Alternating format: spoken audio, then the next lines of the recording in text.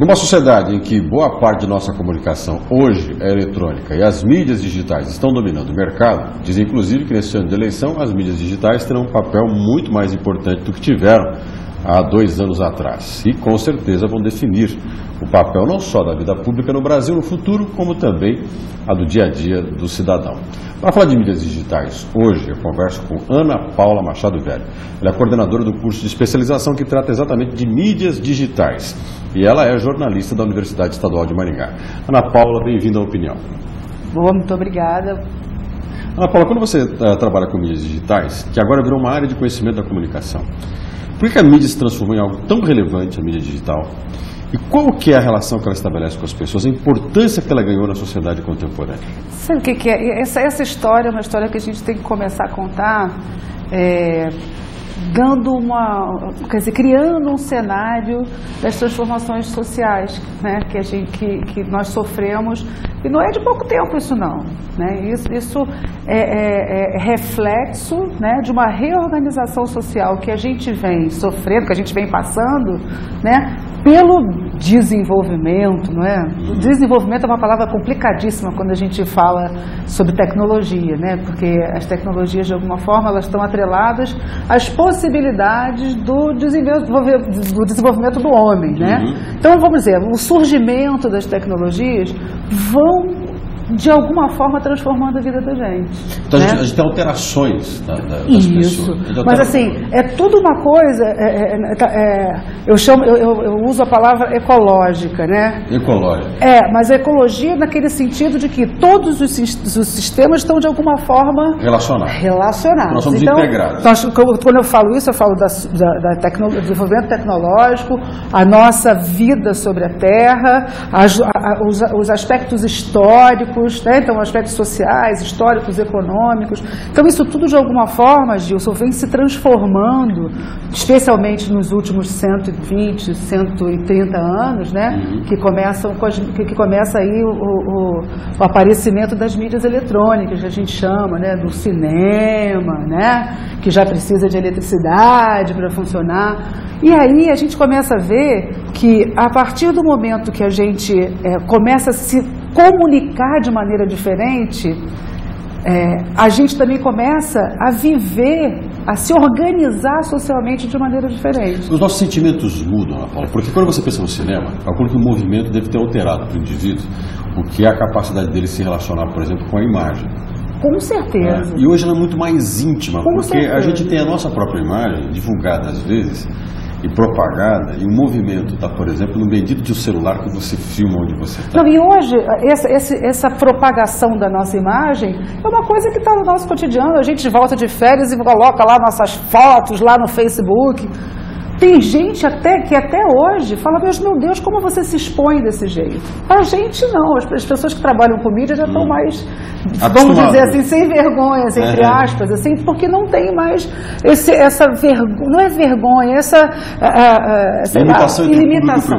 Tá? Então, voltando à questão que a gente coloca, as mídias eletrônicas, elas foram fazendo com que a gente começasse a se afastar, de alguma forma, do tempo real, né? Então a gente começa a falar, você fala, eu escuto você depois de um tempo a hora que eu quero. Então tem o cinema que é gravado, montado, editado, e depois daquilo que aquilo é pronto, está feito, o cara vê durante anos e anos e anos aquela mesma história, aquela mesma produção.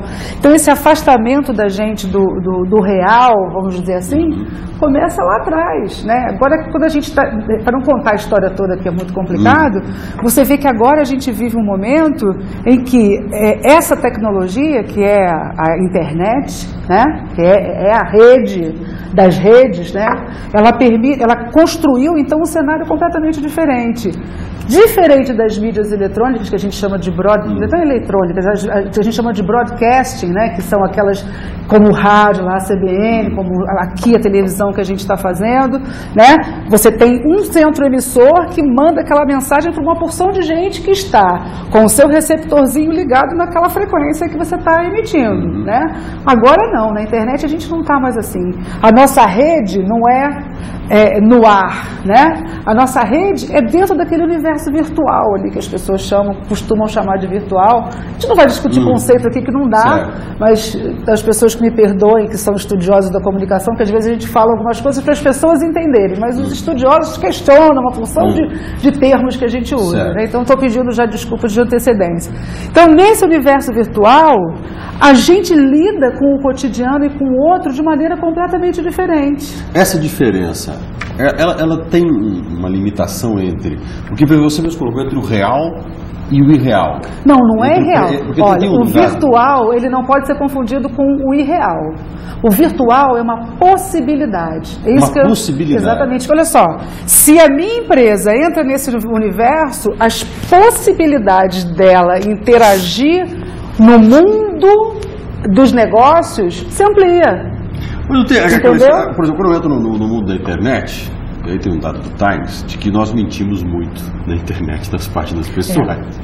Aí é uma coisa. E a gente se relaciona com determinados objetos e pessoas na internet que elas existem virtualmente, né? Eu posso, por exemplo, ter um boticário no mundo da internet preocupado com o meio ambiente, eu posso ter um diálogo com a Coca-Cola, né? Eu posso ter a Apple considerada uma marca querida, né? Coisas que até então é meio que eu chamo de irreal, pensar que eu posso ter uma relação de intimidade com a Apple, por exemplo. Mas esse é o grande barato da história, Gilson. Quando a gente fala que amplia a possibilidade, neste universo da internet, você migra todas as áreas da nossa vida.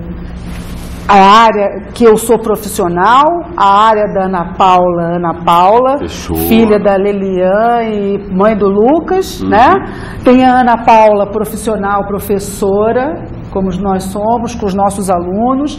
Então, nesse universo, assim como nós temos diversas áreas da nossa vida que a gente lida no nosso cotidiano, que está lá, acorda, escova dente, vamos lá, vamos para o trabalho, depois a gente muda de trabalho e tem um novo papel que a gente assume, lá dentro é a mesma coisa. Então, ao mesmo tempo que lá dentro, na internet, eu posso hoje mentir, eu posso namorar fingindo que eu sou a Binchen, a própria Gisele. Posso, inclusive, colocar uma imagem que não é a minha. Não é a minha. Por outro lado, que é o que eu acho que é mais importante na nossa prática profissional, que é a questão da mídia digital, é que para as empresas não dá para mentir mais. A empresa não pode mais forjar, porque lá dentro não tem uma pessoa emitindo informação para um grupo. Todo mundo gera informação para todo mundo. A tua empresa, ela é foco não da informação que ela produz dentro do escritório da empresa, seja lá o que for. Ela tem a imagem que ela constrói no mundo, mas em volta dela, ali dentro, estão todos os consumidores, todos que eles chamam de stakeholders agora, né? O marketing chama, que estão gerando, estão falando, estão inserindo lá os pareceres que eles têm do teu negócio. Hoje eu estava conversando com um especialista, um consultor, sobre varejo virtual, a venda na internet. E ele falou que hoje existe uma capacidade de você discutir um produto, de você avaliar um produto na internet tão rápido, que eu faço uma compra na internet, não gostei do produto, eu entro lá dentro, faço uma avaliação do produto, e eu posso desmontar o crédito de um produto na internet, rapidamente colocando o link e falando, não acesse, não compre. Aconteceu isso hoje comigo. Por acaso, hoje, eu comprei um pedômetro. Sabe o que é pedômetro? Não. Porque eu sou uma pessoa que preciso perder alguns quilos e me disseram que eu preciso dar 10 mil passos por dia. Eu falei, como é que eu vou contar 10 mil? Medidor de passos? Isso. Aí eu falei, como é que eu vou medir os meus passos? Vou comprar um pedômetro, que a gente coloca na cintura e você fica medindo quantos passos você dá. Enfim, isso não é relevante. O relevante o pedômetro não chegou. Eu comprei por uma dessas empresas aí de promoção, né? Certo. E aí liguei para a moça e falei, mas Luciana, até o nome dela, o meu pedômetro não chegou. Ela falou, olha, senhora Ana Paula, passaram 3 vezes na sua casa, a senhora não estava, então... Voltou. Mas imediatamente estou encaminhando para a senhora. A senhora quer como que eu mande? Quer dizer, o relacionamento do consumidor com a empresa hoje mudou radicalmente por causa disso.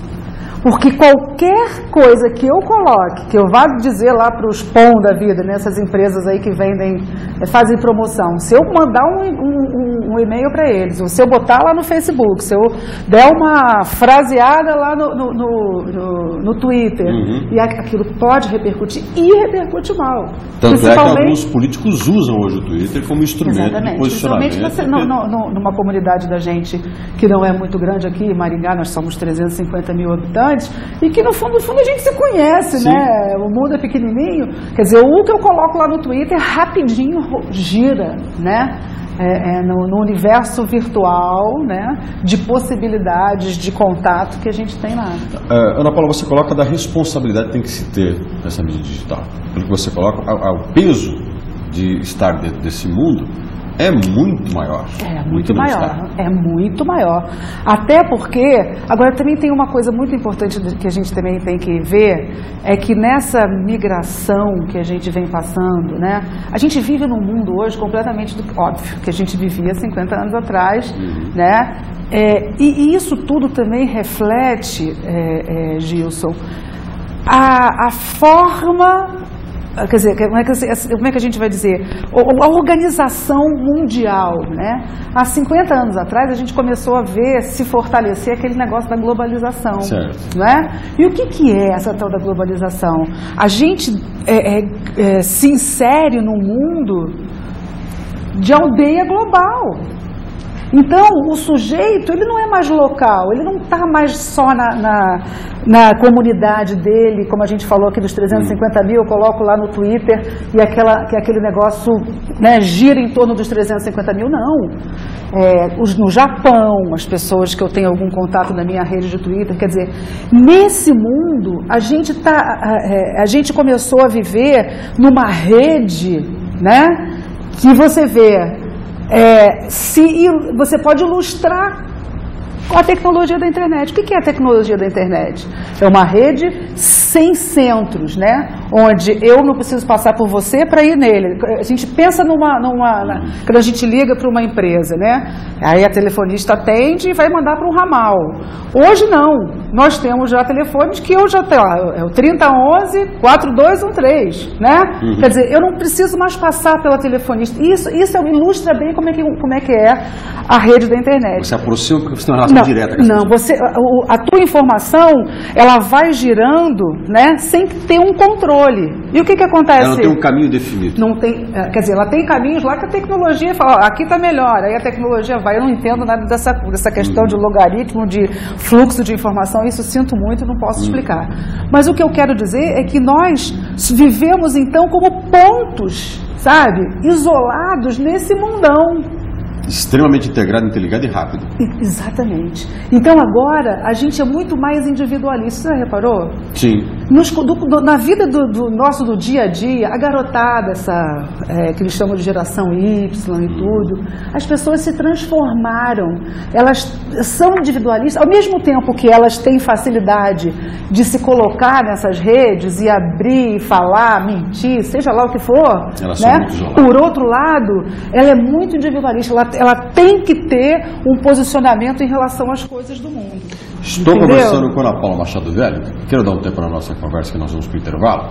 Mas eu queria chamar a atenção para duas coisas. Primeiro, quando você está no Facebook, tem uma ferramenta do Facebook que mostra quantas pessoas estão conectadas nas suas informações e os países que você atinge. Um dia eu entrei e fiquei assustado. Tem gente no Japão, tem gente na África.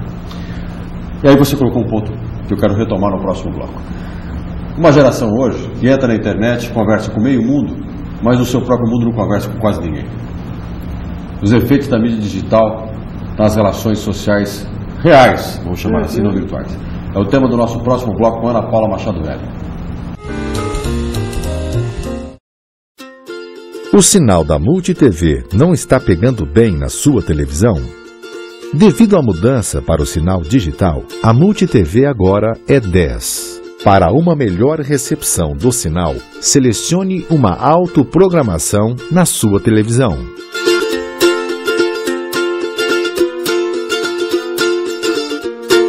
Se mesmo assim o sinal da MultiTV não estiver bom, entre em contato com a NET 10621. Fale com a MultiTV no Twitter, @MultiTV Maringá, e no Facebook, MultiTV MGA.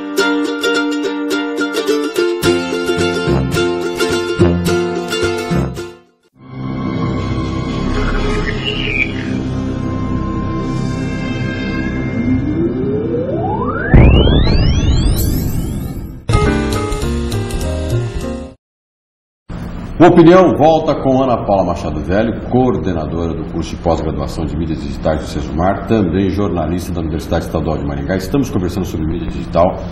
No bloco anterior, falamos sobre esse sujeito, esse homem contemporâneo que entra dentro dessa rede mundial. É um ponto, como você falou, interligado com vários outros pontos. Quase um nada, né? Um grão de areia num deserto imenso que se comunica. Mas é um indivíduo que você mesmo colocou no último bloco, individualista, solitário e acompanhado de um monte de gente virtual. Uma geração Y, uma dificuldade imensa de se relacionar com as pessoas físicas, mas com a facilidade imensa com as suas relações virtuais. Aonde vai parar essa mídia com esse ser humano? Qual a expectativa que a gente pode ter? Olha, essa é uma pergunta que eu acho que ainda ninguém sabe responder. Onde a gente vai parar com isso? Mas o que a gente pode dizer é que isso, mais uma vez eu repito, não quero ser repetitivo, mas eu tenho que reforçar, é uma questão que a tecnologia, de alguma forma, determinou, né? A gente vai se afastando um do outro.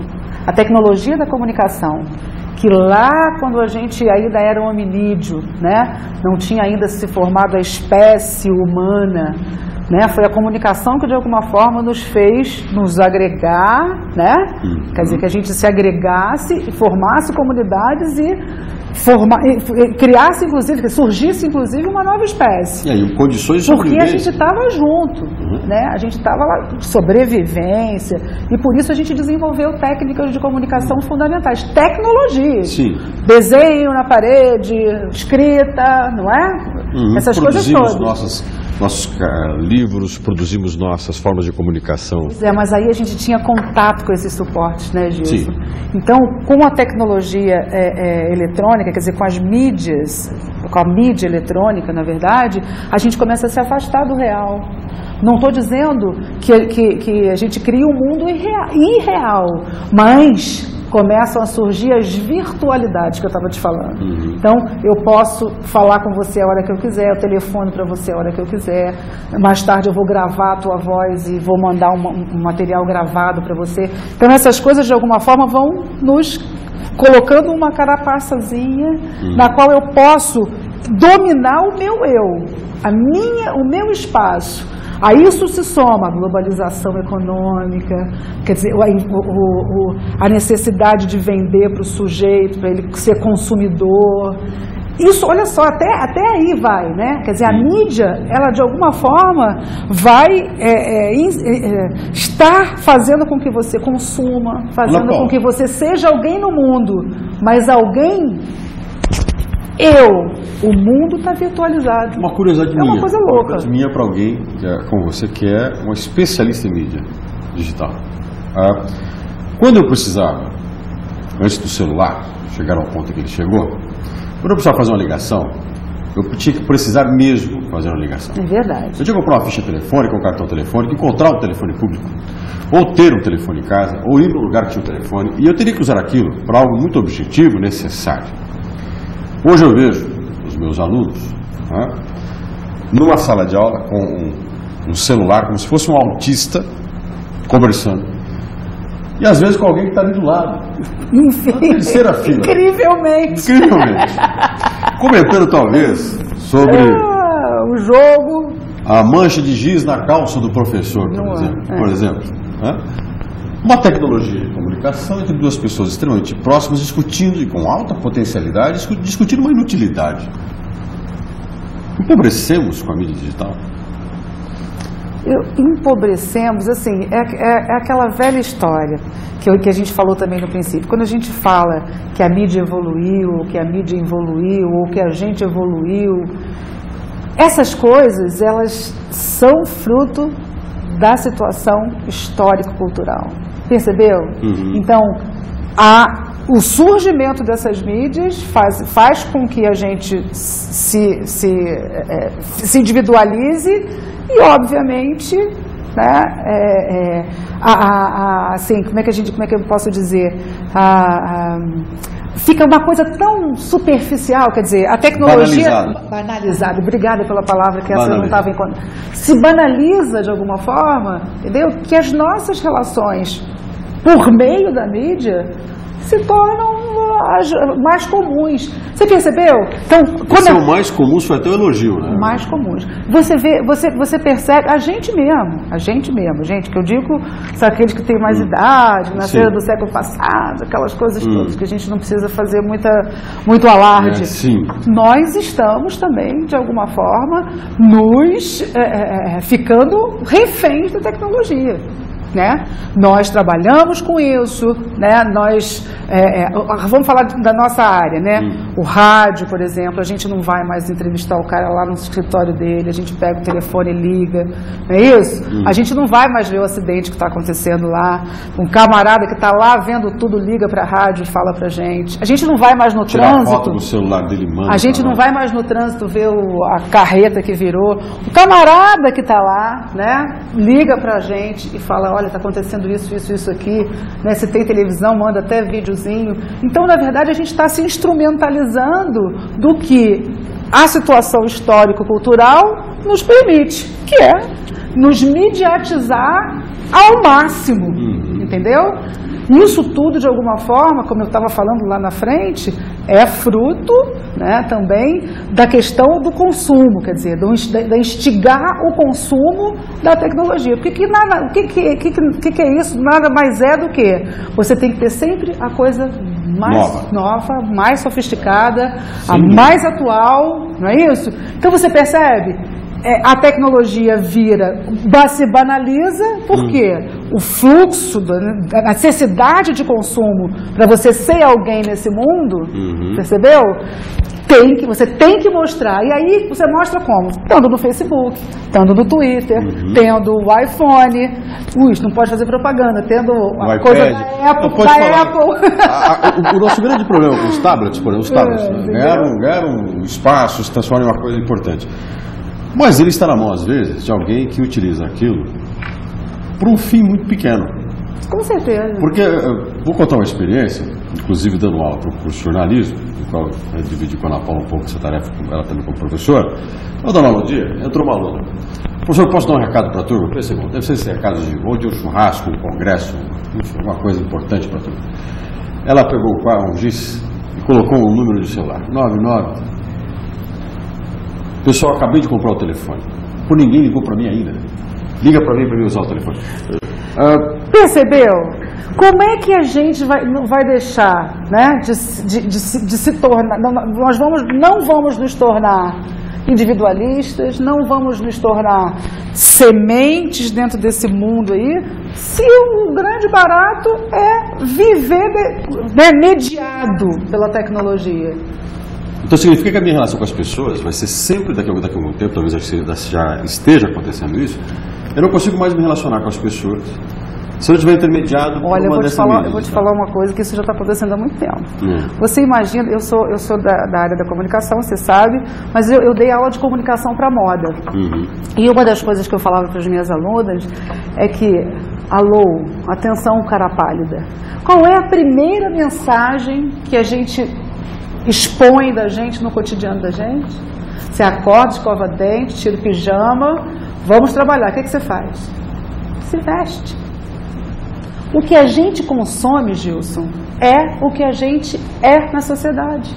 O que você veste, o telefone que você tem, o anel que você compra, batom, tudo. Quer dizer, eu estou falando de menina, né? Dos meninos é óbvio. Eu estou usando... Os meninos, ultimamente, têm comprado quase tudo que as meninas compram. Porque eles estão se tratando muito legal. Eu acho isso uma coisa bem legal, entendeu? Enfim, mas se a gente começa a perceber... A tecnologia de comunicação, ela começa a ficar disponível para a gente na época que a gente começa a comprar máquina de filmar, Lembra daquela vitrolinha portátil que você Claro, tinha quando era pequenininho? Aquilo. Aquele gravadorzinho Sim. que seu pai te deu quando você era pequenininho, que você começa a gravar a voz do seu... Eu me lembro como se fosse hoje meu pai me dando meu gravador. Quer dizer, olha só como é que a gente começa, isso daí passa além da roupa, dos eletrodomésticos das épocas de 60 e 70, que a gente lembra da mãe da gente comprando batedeiras, aquelas geladeiras. É assim que a gente fala há muito tempo, Gilson. Só que agora, o que a gente consome em alto nível, em alta rotatividade, é a tecnologia da comunicação. Porque a gente vive na sociedade da informação, aquelas coisas que aí... Tem uns 5 programas para a gente conversar sobre isso. Bom, então nós estamos diante de uma sociedade em que a mídia digital se transformou em algo essencial, para o bem e para o mal. E para o mal. Agora, saber trabalhar com isso é essencial. Então, aí é aquela história que a gente pensa. Se hoje o sujeito ele se manifesta no mundo, né, por meio dessas mídias, e especialmente, né, que ganhou o nome aqui no Brasil de redes sociais, mas no resto do mundo eles chamam de mídias sociais, que são esses espaços na internet, né, onde você pode interagir em rede. Né? Então eles chamam de mídias digitais. E isso é uma tecnologia. Entendeu? As mídias digitais, na verdade, de conceito, ela é uma tecnologia. Esse mundo está só começando. Com certeza. Está tão começando, Gilson, que a gente nem sabe o que é isso. Porque você vê, esses conceitos que eu estou te dando agora, se você chega para pesquisar, cada pesquisador tem uma ideia. E muito novo, é tudo muito novo, é tudo muito experimental. Né? Eu até trouxe um livro depois para a gente, do Kotler, né, que é o famoso papa do marketing. Né? Ele está começando a esboçar esse caminho, né, dentro dessa realidade das mídias digitais, mas você sente que o livro ainda é muito superficial. Querido. Então significa que toda essa relação que a gente estabelece com a mídia digital, essas intermediações que a gente tem, as comunicações com quem a gente estabelece a nossa vida no dia a dia, essa invasão da mídia na nossa vida, ela ainda vai invadir muito mais. Com certeza. Mas o mais importante que eu quero frisar aqui é o fato de que as nossas relações com as coisas, com os setores do nosso cotidiano, ainda não se aproveitam de forma adequada dessas mídias, entendeu? Eu preciso conhecê-las melhor. Conhecê-las melhor. Até para você, seja para utilizar isso, por exemplo, para suas questões pessoais, especialmente nas questões profissionais, né? Especialmente nas questões profissionais. Principalmente porque quase todos os profissionais estão envolvidos. Estão envolvidos e a gente vive num mundo, aquele mundo ali não é brincadeira, né? O Facebook que você tem profissional tem que ter o teu nome bonitinho, tem essas coisas aí que as pessoas têm que começar a ver que não viam antes. Tem aluna que o nome do e-mail dela é Aniket. Como é que uma pessoa que quer ser profissional, o sujeito pergunta para ela, você pode passar o seu e-mail? Você vai fazer um cartão de visita e coloca aniket@hotmail. Gente, entendeu? Não é só isso não, tem mais coisa, tá? Não é só isso. Se você mandar para a Aniket, não vai pegar a pessoa que você está imaginando. Então, como é que você... Lino Osvaldo, não dá. No Facebook, você tem que ter o teu Facebook, que é com o teu nome todo, só colocar lá as festas que você foi, de formatura, antes de começar o baile, não é? Não dá. Se você quiser fazer um Facebook, né, pessoal, coloca o nickname, só os seus amigos vão saber, aí você lá faz o que você quiser, pintar e bordar, entendeu? As pessoas Twitter, têm que saber se controlar. Twitter... As pessoas, tem gente que é chata, só fala besteira. Acordei, minha filha espirrou. Poxa, eu sinto muito que a sua filha tenha espirrado. Torço para que ela fique muito bem.